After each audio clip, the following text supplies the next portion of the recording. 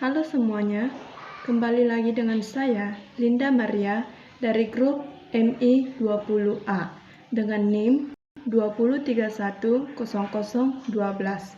Hari ini, kita akan membahas fenomena yang sering terjadi ketika kamu belajar bahasa asing. Benarkah bahasa asing mampu melunturkan rasa nasionalisme? Pertanyaan ini sering muncul di jagat dunia maya. Ada dua tim yang memberikan tanggapan mereka seputar isu tersebut. Satu pihak menyatakan bahwa bahasa asing mampu merusak rasa nasionalisme. Di sisi lain, terdapat pihak mematahkan anggapan tersebut. Mereka menganggap bahwa belajar bahasa asing adalah bentuk adaptasi, terutama kemajuan zaman yang semakin modern dan perlunya pengetahuan bahasa asing untuk menjawab tantangan era globalisasi. Kali ini, kita akan membahas dua opini yang menyatakan pro untuk belajar bahasa asing dan yang kontra untuk mempelajari bahasa asing. Yang pertama, yaitu pro terhadap bahasa asing. Bagi pendukung penggunaan bahasa asing, asumsi merusak nasionalisme dianggap berlebihan. Tidak ada salahnya mengajarkan anak-anak bahasa asing sejak dini.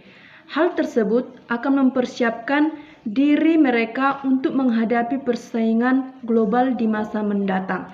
Selain itu, bahasa asing bisa menjadi nilai tambahan saat mencari pekerjaan, mengingat banyak perusahaan asing yang mewajibkan karyawannya mampu berbahasa asing,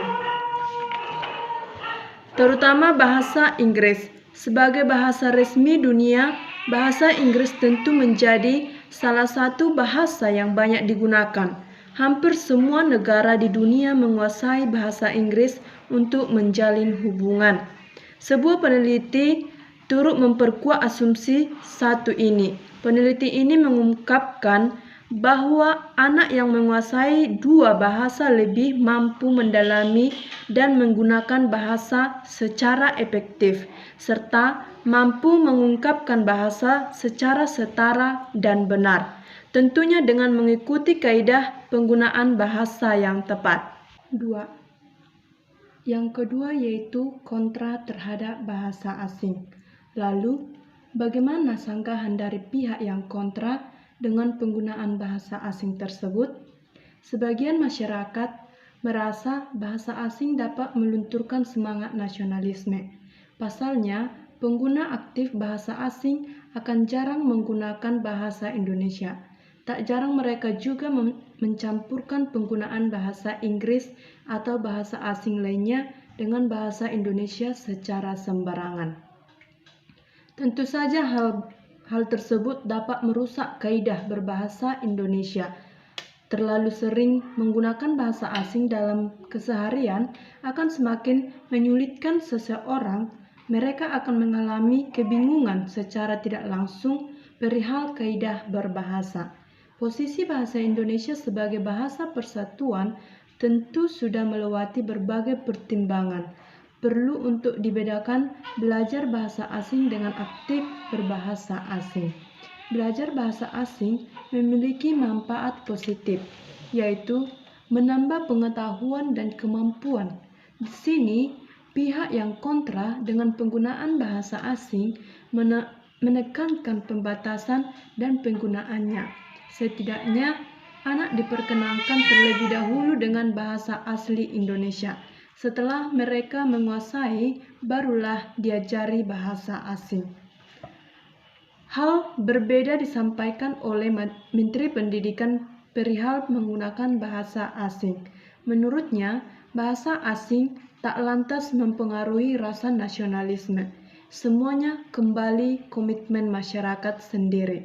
Apakah mereka mau mempertahankan bahasa persatuan atau tidak? Selama mereka menyadari pentingnya berbahasa Indonesia, tentu penggunaannya juga lebih dipahami.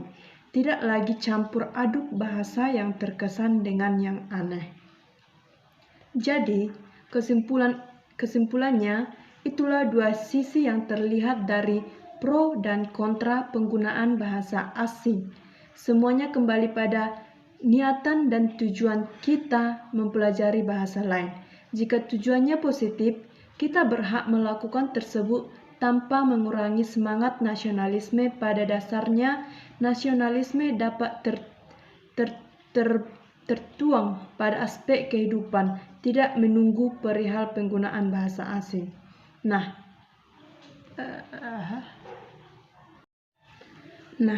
itu dia teman-teman mengenai benarkah penggunaan bahasa asing mampu menuturkan rasa nasionalisme.